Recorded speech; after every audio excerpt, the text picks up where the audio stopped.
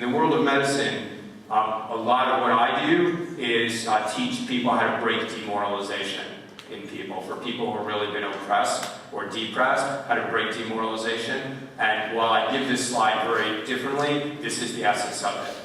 When you just tell people what they're doing wrong, you're bringing shame and stigma into the room. When you look at them in a sea of strengths with some deficits that can be fixed, why? Because you see their strengths as well, people feel the power to begin to change. Next, let's talk to kids in a way that they understand. All right? So, I'm 5 years old. How do I think as a 5-year-old? I'm an egocentric thinker. It's all about me. Do I think about future consequence of current behaviors? I can't. How do I view people? People are good or bad, depending on what? Depending on how you think of how you treat me. All right?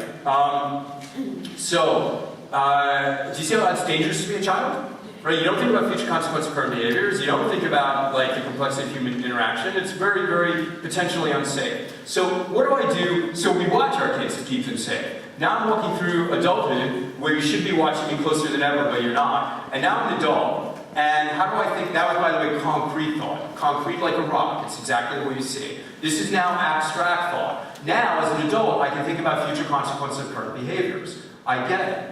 How do I view people now? Are people good or bad? Is that the way I think of people now? Suppose someone notices how exquisitely handsome I am, right? And they take me out to dinner, and they're incredibly, incredibly nice to me, and they tell me to get the most expensive stuff on the menu. They're incredibly flattering. We go for a walk later. They buy me new sneakers. They buy me a new sweater. They ask to touch a little cat. What do I say? What do I say? Okay, you need help with this one? All right, why do I say no? What do I understand about their flattery, about their kindness? What do I get? That is false. Do you understand how protective it is for me to understand the complexity of human nature and to understand that what I do now affects the future? This is called abstract thought. Number one, only 80% of people reach abstract thought. It's related to intelligence. Okay? Number two, all people in trauma go backwards to concrete thought. When you yell at your child, you make them a concrete thinker. You make them run from the tiger. They cannot think in complex thought. Okay? Also, an area of very strong interest of mine, which I'm not doing for this audience, but I do for professional audiences, is trauma. People who are traumatized go concrete. Okay? So, how did I get to be this abstract thinker? Two things occurred. One is, somewhere in the middle of this walk, I had puberty, and then my brain began changing differently, and therefore I took in information differently. What else happened along this journey that made me understand the complexity of human nature? Yeah, so I'm a 14-year-old girl, and a guy comes up to me and he says, I love you. Do I say, I question the veracity of that statement, right? I say like, oh, this is beautiful, and then he says, words aren't good enough between us. I want to show you how much I love you. And where's he the next day? And then they make love. Where's he the next day? So gone. And she has moved from here to here towards the safety of adulthood, right? And there's no better way to learn. And then if I was a learning theorist, I would say get out of the way entirely. But I'm not. I'm an interventionist. So I believe that when something is outside of the box, I protect, I protect, I protect. When they're inside the box, I get out of the way, I get out of the way, I get out of the way. Sex, outside the box. Okay, when you're 14.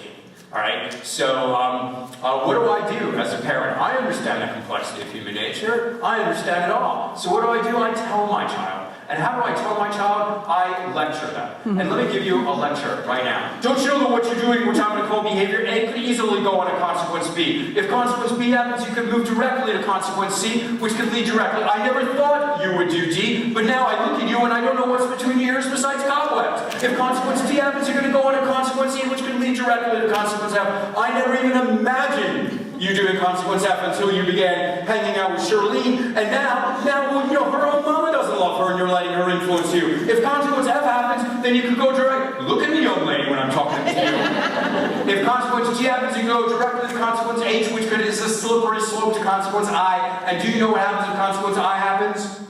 You die is what happens. And what does the kid hear? Womp, womp, womp, die. Listen again. A goes to B, which goes to C. There's several intervening variables that will make a difference to the ultimate outcome. That's algebra. When we speak in algebraic cadence to kids, they do not hear a word that we say because they are running from a tiger, and algebra is abstract. You cannot speak abstractly to someone who's running from a tiger. Instead, the best thing you can do for rebellion prevention during adolescence is to honor the intelligence your kid does have, understand the brain that they do have, and make it so that they will figure things out on their own. You want them to own solutions, because when kids own solutions, they do not rebel against you.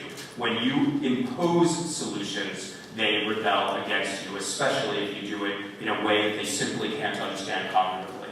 All right? So what you want to do instead is, you're thinking about doing behavior A. I think I get that, but I have to tell you that sometimes I worry that that might lead to consequence B.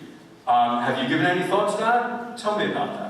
And when they think, and when they come up, and only when they're there do you take them to C. Right? So that they are in charge of the cadence, of the speed, and they figure it out. In my books, there are many examples. I'm going to give you one that many of you already know.